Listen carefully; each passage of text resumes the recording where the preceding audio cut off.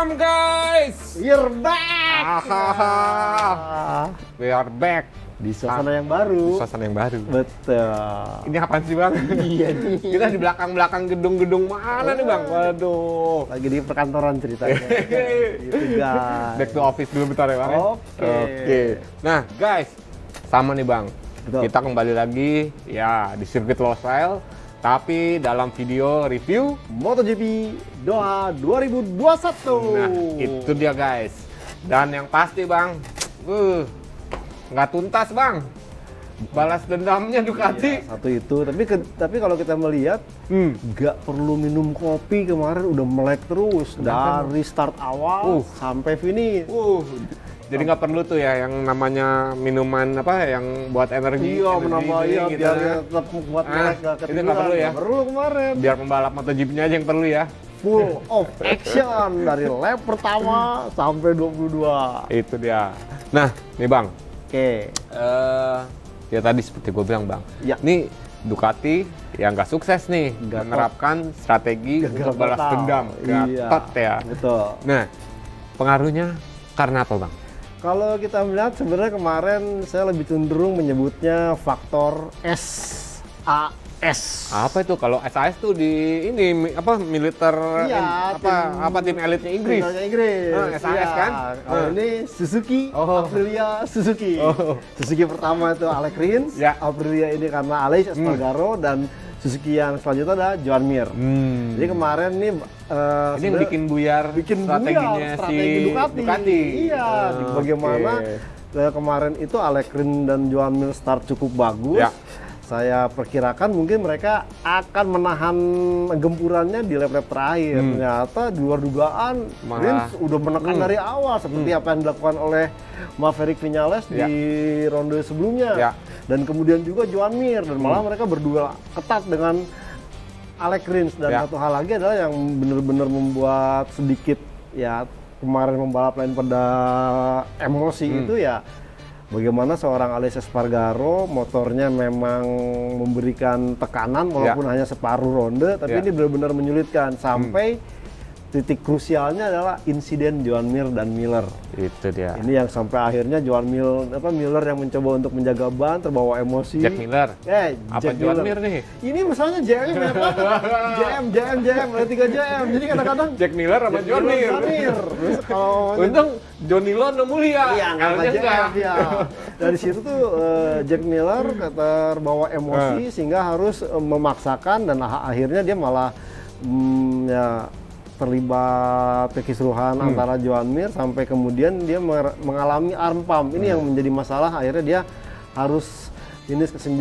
Sementara Bagnaia sendiri kalau kita melihat dia mengaku bahwa race pace-nya ada dan bahkan dia mencetak tercepat tuh kemarin dan mematahkan waktunya Maverick Vinales. Sayang emosi untuk ngegas malah keluar sehingga dia harus ke belakang. Dan memang kalau melihat kemarin itu yang saya lihat mungkin pasti semua guys yang nonton kemarin pun nggak nyangka Quartararo bakalnya. Ternyata Quartararo jadi pembalap yang saya pikir kemarin sangat cerdik karena dia tidak terbawa emosi, dia menjaga artinya performanya sendiri sampai saat yang tepat, dan saat yang tepat itu dimana sudah dikacaukan oleh SAS ini.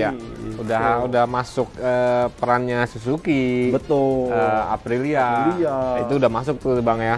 Nah, ini bang. Itu apa yang terjadi di balapan. Betul. Kalau kita langsung ke menjuju. Menjuju ke juara 1, juara 2, juara 3 nih ya. Nah, ya kayak tadi bang yang gue bilang, apa yang membuat seorang Fabio Quartararo akhirnya bisa untuk menjadi ya penyelamat muka Yamaha lagi nih di ronde kedua nih, ya kan? Di sirkuit yang sama setelah yang seri pertama diamankan oleh Maverick Vinales, seri kedua diamankan yaitu Fabio Quartararo.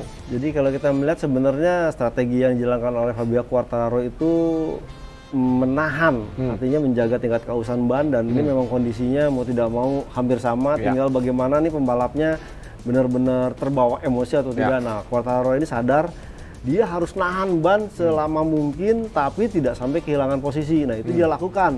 Dan kemarin tuh sampai itu tuh ya tim pun mewanti-wanti, lu jangan kebawa emosi, kalau mau menyerang pakai feeling. Nah, uniknya lagi feelingnya Quartararo ini tidak mematok ke Ducati yang ngacir atau tekanan dari pembalap yang lain, justru sinyal atau kepada tanda diri dia sendiri. Dan satu hal yang unik, saat Vinales melakukan tekanan, dia langsung switch mode attack. Jadi, Vinales sudah mulai menyerang nih. Oke, gua saatnya menyerang. Nah, di situ dia mulai melakukan tekanan-tekanan dan terbukti di saat lomba tinggal menyisakan 10 lap, sementara pembalap-pembalap lain sudah bannya udah aus, dia masih punya daya cengkraman cukup bagus dan beberapa kali dia melakukan catatan waktu 1:54 dan ini memang sudah jadi istilahnya patokan dari Quartararo sejak free practice 4. Nah, dilakukan dan ya gimana sih ban ban Quartararo masih bagus sementara pembalap-pembalap lain udah mulai habis dan bagaimana dia akhirnya berhasil menyalip Zarco dan kemudian berhasil menyalip Jorge Martin. Nah, di saat Jorge Martin sudah habis, Quartararo langsung bikin gap tuh di sektor 2 dan 3 yang memang menjadi titik kekuatan Yamaha M1. Akhirnya ngacir deh. Nah, dan kemudian Quartararo pun juga sebenarnya bukan istilahnya kemenangan ini pun menjadi istilahnya ya Pak, pecah telur karena kan sejak kemarin begitu superiornya di tim satelit, terus kemudian dia sekarang beralih ke tim pabrikan. Di ronde pertama sempat nggak kelihatan nih. Dan ini membuktikan bahwa jangan anggap remeh Quartararo dan juga sekali lagi Quartararo merasakan sendiri bahwa ada tekanan ya Bang ya? Iya, dan dia tuh tekanannya itu karena selalu dikaitkan dengan itu Bang. Sosok Valentino Rossi. Itu dia. Jadi gimana nih peran lu? Karena lu kan sekarang gantiin posisi Valentino Rossi dan ini setidaknya agak sedikit jadi beban buat Quartararo ya Bang. Dan itu akhirnya ya seenggaknya sedikit membawa ya bukan suasana ya, tapi rada baper lah. Iya, rada baper di apa sih ronde pertama. Betul. Karena gini guys, ya Bang Joni pasti tahu juga kan, kayak Quartararo sendiri mengakui nih Bang, bahwa di ronde pertama seorang Fabio Quartararo itu seolah bersikap layaknya dia ya pertama kali membalap di MotoGP tahun 2019. Udah deh. Seolah jadi rookie Bang. Betul. Di MotoGP Qatar kemarin, yang ronde pertama nih guys. Betul, yang dia ngakuin bahwa dia nggak pakai strategi apapun ya Bang. Setuju. Jadi gas aja terus, gas-gasnya jadi. Ya nggak, ngacir aja pengennya seperti itu kan Bang. Tapi efeknya ya itu tadi. Bannya keburu habis dan finishnya nggak sesuai dengan ekspektasi untuk bisa mampu juara ataupun bahkan podium. Betul. Nah itu berubah 180 derajat di Doha MotoGP Doha kemarin ya. Dan bahkan ya kemarin tuh bener kata Eka tadi bahwa dia agak egoistis, tidak mendengarkan apa masukan dari tim. Nah yang di ronde kali ini tuh diingatkan oleh timnya. Itu dia. Keep calm, and Quartararo sampai Gubelini chief mekanik Quartararo akhirnya juga seneng Bang bahwa dia naik ke podium itu dia buat nerima itu dia. Jadi seolah-olah oke lah nih Quartararo yang dahulu nih. Iya, ada lagi di MotoGP 2021. Iya. Dia. Dan paling tidak ini membuktikan nih buat seorang Quartararo karena Quartararo kemarin di awal press konferensi di Qatar sempat setuju dengan asumsi bahwa motor Yamaha M1 ini adalah motor juara yang artinya mesti start di depan, kemudian start bagus, tinggalin lawan-lawannya, udah.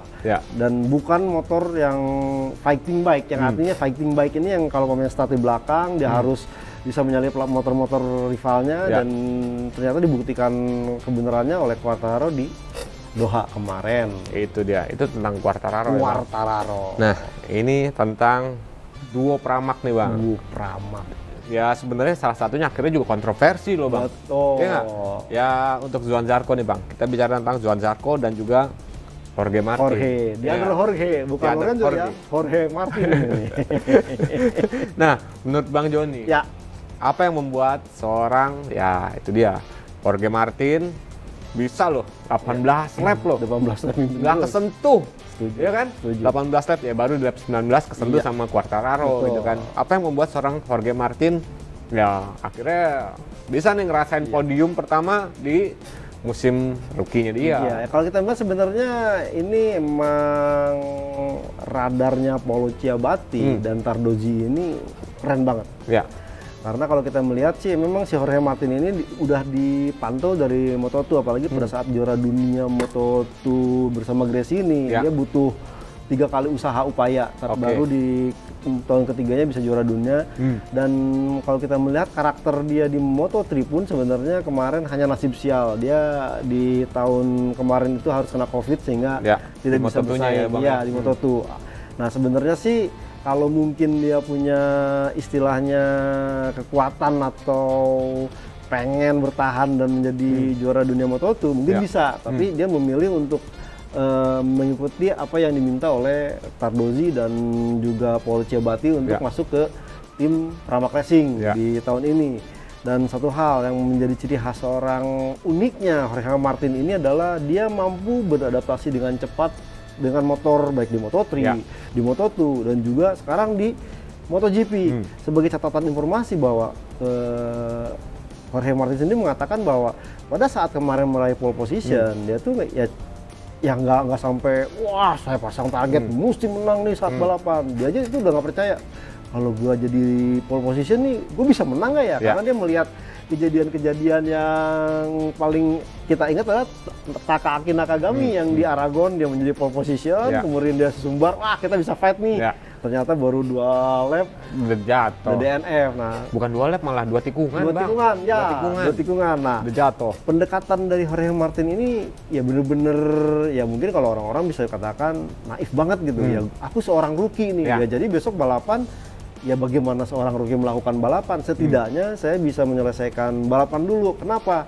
Karena dia belum lama berinteraksi dengan Ducati Desmo Sedici terbaru ini, karena baru berinteraksi atau berkenalan itu tes pramusim kemarin. Belum sampai sebulan ya. Belum sampai sebulan. Sebulan kurang 2 hari lah. Iya, nah tapi dari sini membuktikan bahwa seorang Jorge Martin punya kemampuan adaptasi yang bagus, itu pertama. Kedua, skill seorang Jorge Martin sejak di Moto2, di Moto3 ini punya kemampuan pembalap yang memang punya setting tersendiri dan bisa bikin waktu tercepat tanpa mengikuti pembalap lain. Nah ini dia nggak perlu slip streaming, Bang. Betul. Iya, nah ini yang membuat seorang Paul Ciabatti dan Tardozzi berani mengambil dan ternyata ya seandainya mungkin kemarin Jorge Martin tetap bertahan di Moto2 mungkin tidak akan bikin sejarah itu dia bersama Ducati. Sayangnya usianya ya Bang ya.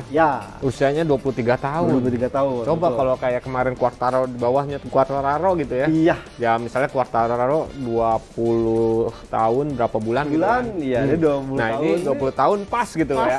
Udah. Pecah rekor tuh. Ya enggak? Dari Marquez dipecahin lagi sama ya Jorge Martin. Enggak, dari Marquez ke Quartararo. Nah sekarang Jorge Martin harusnya. Tapi kenyataannya ya itu tadi guys. Itu kan yang bikin 23 tahun. Yang bikin teman-teman wah ini apalagi yang cewek-cewek nih yang ngefans, ilfil banget. Udah nenteng pacar dia. Itu dia. Pacarnya juga di pedok udah begini-begini aja. Walaupun maskeran ya, tapi kelihatannya cantik sih Bang. Oke Bang. Nah, ini yang gue menarik, yang gue suka dari Jorge Martin kemarin nih Bang, seolah-olah tuh dia kayak profesional banget Bang. Walaupun ini musim ya rookie-nya dia, musim pemulanya dia, musim pertamanya dia di MotoGP, tapi seolah-olah dia udah sangat profesional. Karena kenapa Bang? Strategi itu dipegang, dikekep banget sama dia. Betul. Ya kan? Dikekep banget karena ya itu dia mencoba untuk menjaga kausan ban. Setuju. Iya nggak? Iya. Karena ya nggak menutup mata bahwa di sini di MotoGP Qatar dan MotoGP Doha ya strateginya adalah tentang siapa yang jago menjaga kausan. Betul. Iya kan? Betul. Nah kemarin dia ngakuin bahwa ya dia udah coba ngebuka gas selembut mungkin biar nggak ban cepet habis. Termasuk bermain dengan mapping. Betul. Iya nggak Bang? Betul. Terus nggak ngotot. Pokoknya banyak lah yang dilakuin sama dia ya di musim rookie-nya dia. Iya.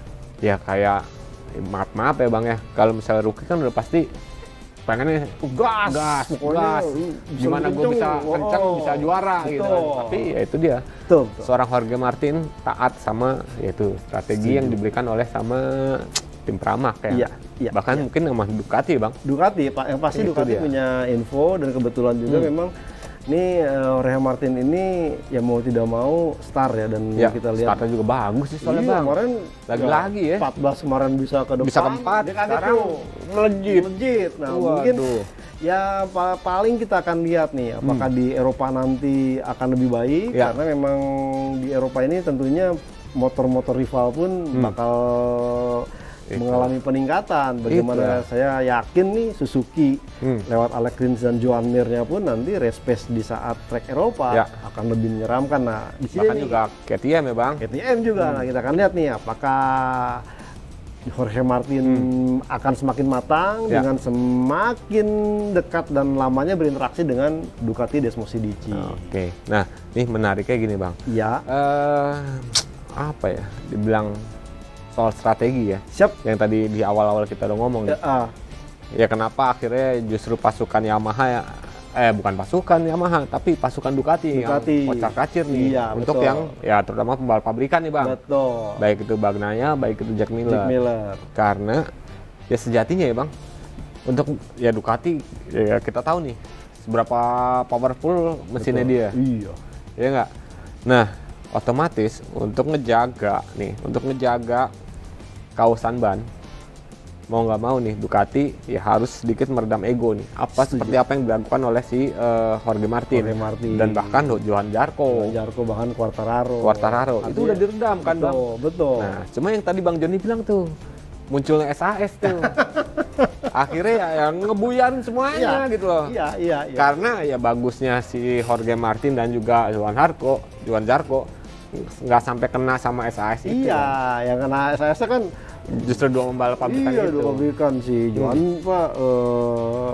Miller dan Bagnaia. Bagnaia kerasa banget pada saat yang dia harus melebar. Padahal kalau dia agak sedikit tenang, tetap jaga line, tetap ngikutin Johan yang ini. Di kemarin itu memang dia sepertinya emosi untuk bisa langsung ngejar Zarco, malah dia melorot. Dan yang paling ya menyesakan adalah mungkin Jack Miller karena ya kita tahu Jack Miller ke tim pabrikan tuh berasal dari mana? Pramac lah, gua tinggal. Sekarang Pramac nih malah yang mengilap gitu. Itu dia tuh. Tapi ya kemarin sih emang bener-bener adu strategi banget lah. Strategi antara mesin V4 dengan mesin inline. Iya. Ya kalau kita bicara mesin V4 Bang, ya tadi yang gue bilang dari sisi powerful engine udah juara kan. Iya, makanya. Nah, dia itu kemarin harusnya harusnya strateginya Ducati itu menjaga agar si pasukan inline ini, baik itu Yamaha, baik itu Suzuki, menghabiskan ban lebih dulu dengan cara ya dia di depan duluan deh. Dicolok aja. Itu dia. Makanya. Di ujung habis straight baru gua ambil lagi. Jadi biar bannya cepat habis dulu kan. Setuju. Tapi yang terjadi malah kebalikannya gitu loh. Ya Ducati yang nafsu gitu kan. Itu dia. Dan kemarin pun saya salut sebenarnya Suzuki ini kemarin entah kenapa saya pikir bakal melakukan strategi yang serupa dengan kemarin, ini enggak, malah akhirnya kan ya efeknya cornering speednya drop banget di tikungan kan. Walaupun ya bahkan Alex Rins juga berkali-kali sempat melakukan insiden yang itu dia, untung aksi save-nya ya cukup gemilang gitu kan Bang. Itu dia akhirnya efek cornering speednya nggak maksimal, nggak sesuai dengan awal-awal start. Setuju. Bang, nah ini kita udah bicara tentang Yamaha, Ducati. Ya kan? Suzuki juga udah kita bahas nih kan tadi. Iya. Sekarang kita bicara tentang ya tadi nih Aprilia, KTM, dan Honda. Ini apa yang terjadi nih Bang dengan ya tiga pabrikan itulah. Jadi KTM ini di awal sebelum start ini melakukan perubahan ban yang awalnya opsinya soft menjadi medium soft dengan asumsi mungkin mereka akan tampil lebih agresif. Karena suhu juga naik ya Bang. Suhu naik dibandingin yang MotoGP Qatar kemarin kan. Betul. Jadi di kisaran 25 dan Piero Taramaso mengatakan bahwa dengan 25 ini sebenarnya cukup panas. Tetap ada bagus. Ada opsi bisa main di medium, tapi harus benar-benar bisa memanaskan ban di awal. Nah, sementara lebih cenderung menggunakan pilihan soft paling ideal. Nah, cuman di garis bawahi siapa yang bisa menjaga tingkat keausan ban, karena kalau pamannya nge-push di awal, efeknya habis di beberapa lap terakhir. Tapi kalau bisa menjaga ban semaksimal mungkin, dia akan bisa tampil lebih cepat di putaran-putaran terakhir. Dan bahkan ya produsen selang de Prancis ini langsung menyodorkan bahwa faktanya ini rekor-rekor tercipta oleh duet pembalap Prancis dan juga oleh pabrikan ban Prancis. Bagaimana akhirnya Quartararo dan Johan Zarco di 2 podium ini sudah terakhir tuh tahun 1954, ada duo pembalap Perancis bersanding di podium. Itu dan Michelin langsung jor-joran sejarah nih. Jadi 1-2 Perancis, Bandung juga dari Prancis, dan rekor-rekor tercipta. Bagaimana Bagnaia bikin rekor lap race-nya terbaik, kemudian juga di saat kualifikasi makin tajam, artinya ya si KTM kemarin agak sedikit spekulasi dan efeknya tidak berbuah manis. Itu dia. Sayang spekulasinya berbuah tidak manis ya Bang. Gagal. Karena kenapa? Kalau menurut gue, ya kita ambil contoh kasus di Miguel Oliveira. Kita tahu nih Bang Oliveira segimana lembutnya nih gaya balap dia. Betul. Ya kan? Betul. Tapi dipaksa untuk bermain agresif ya Bang. Untuk bermain agresif di awal-awal. Oke, di awal-awal dia nyodok. Dapat. Ya kan bisa fight. Betul. Bahkan di 10 besar juga ya 5 sampai 10 besar lah itu bisa masuk gitu kan. Tapi ujung-ujungnya akhirnya kendor Bang. Iya. Karena yang tadi Bang Joni bilang, dipaksa untuk main agresif, akhirnya ban cepat habis duluan. Walaupun pakai medium ya nggak Bang? Betul. Karena kan efeknya kemarin itu si KTM itu mencoba untuk menekan masuk di ban depannya. Karena di kemarin dia bermasalah di ban depan yang cepat habis. Jadi berbeda dengan tim yang lain ya, tim lain itu ban belakang. Ini si KTM di ban depan. Ternyata tidak berbuah manis juga. Nah yang sebenarnya Aprilia nih sebenarnya tinggal istilahnya apa ya, diberikan finishing touch lebih apik lagi, artinya bagaimana nih motor Aprilia bisa tahan satu full race 22 lap, itu bisa kemungkinan Aleix Espargaro kontender podium. Itu dia. Sebenarnya udah apik lah. Udah apik itu sampai orang-orang anjir kan. Nahan yang belakangnya itu susah banget orang mau ngelewatin dia gitu kan. Iya itu di straight mesinnya dapat, akselerasinya dapat, di tikungan juga masih enak gitu kan. Aduh, udah jos banget tuh sebenarnya Aprilia. Ya itu konsistensi, kestabilan, durability ya Bang ya. Tinggal nunggu nih apa kata Dovizioso. Kalau Dovizioso udah ngasih feedback, ya mungkin akan bisa makin memperkuat amunisi RSGP di ronde-ronde berikutnya. Honda Bang, mana tuh Bang? Ini Stefan Bradl. Iya. Bahkan Nakagami sempet di bawahnya Rossi akhirnya kan. Nah terus udah gitu Pol Espargaro udah nyodok mundur lagi. Salahan sendiri. Jadi memang lebar. Jadi kemarin memang problemnya adalah Pol Espargaro masih butuh waktu adaptasi dan dia kemarin mencoba untuk melakukan artinya apa? Eksperimen bagaimana dia melakukan time attack sebaik mungkin agar nanti di ronde-ronde berikutnya bisa langsung ke Q2. Karena kalau mamanya melihat race pace dari setengah balapan berlangsung, Honda ini punya kekuatan cukup bagus. Jadi kalau katakanlah kemarin bisa start di minimal barisnya 3 baris depan lah, kemudian menjaga ritme dan kemudian dia menekan di separuh balapan terakhir, dia akan bisa fight di 5 besar. Nah kemarin dia Pol Espargaro mengakui masih istilahnya apa kurang greget dan dia masih kerap melakukan kesalahan sendiri sehingga akhirnya harus melupakan hasil besar. Dan ini tapi juga Stefan Bradl nggak bisa manfaatin Q2-nya sih Bang ya. Setuju. Karena ya tetap aja dia langsung masuk ke Q2 tetap aja di tapi nggak bisa manfaatin ya mungkin kalau di switch Pol Espargaro gitu ya. Ya pengen sih begitu. Aja ya. Ya kan bener-bener keren nih. Yang masuk si ini tapi pembalap ini gue bagus nih. Udah tuh keren gitu. Cuma saya kan nggak bisa. Ya iyalah. Berdasarkan apa yang hasil didapat di bukan FP1 sampai FP3. Iya, itu. Mana FP3-nya badai pasir. Aduh, orang-orang pada nggak balapan. Itu dia. Oke Bang, siap. Oke guys. Nah, itulah sedikit review tentang MotoGP Doha 2021. Bang, guys, jangan lupa untuk ikutin terus kuis Fantasi Grand Prix, Bang. Itu tiap seri ada hadiahnya. Itu ya, Bang. Oke. Guys, jangan lupa ikutin. Caranya gimana ikutinnya? Yalah, gampang banget, Bang. Tinggal buka websitenya. Pertama nih, misalnya Grid Auto, atau websitenya Autorace ID, atau websitenya Motorsport Online. Nah, di situ nanti ada tuh kayak semacam kanal Grid Autoplay. Nah, di situ ada tuh thumbnailnya. Fantasi Grand Prix. Nah, tinggal diklik. Syarat dan ketentuannya di situ. Syarat dan ketentuannya ada di situ semua, Bang. Pokoknya sobat ikutin terus, hadiahnya lumayan. Saya boleh ikut nggak? Saya boleh ikut nggak? Oh nggak bisa tuh guys. Pokoknya gampang guys, tinggal tebak juara 1 sampai 5. 1 sampai 5. Itu dia. Oke. Itu dia. Di situ masih ada poin-poinnya kok. Oke. Jadi nanti yang tiap seri menang itu langsung diganjar hadiah. Seri menang dapat hadiah, terus di akhir seri ada akumulasi. Rencananya akan ada hadiah utama, Bang. Jadi pokoknya ikutin terus. Jadi ikut rutin tuh, jangan sekarang ikut terlalu dua enggak, jangan mentong karena ada hasil akumulasinya juga. Itu dia, akan ada hasil akumulasi poin di seri terakhir. Di ronde pamungkas nanti ya. Ronde pamungkas. Oke guys, saya Kak Budiansyah dari Autorace ID dan juga gridauto.com mohon pamit. Dan saya John Rono Mulia dari motorplusonline.com turut pamit juga. See you guys. Sampai jumpa.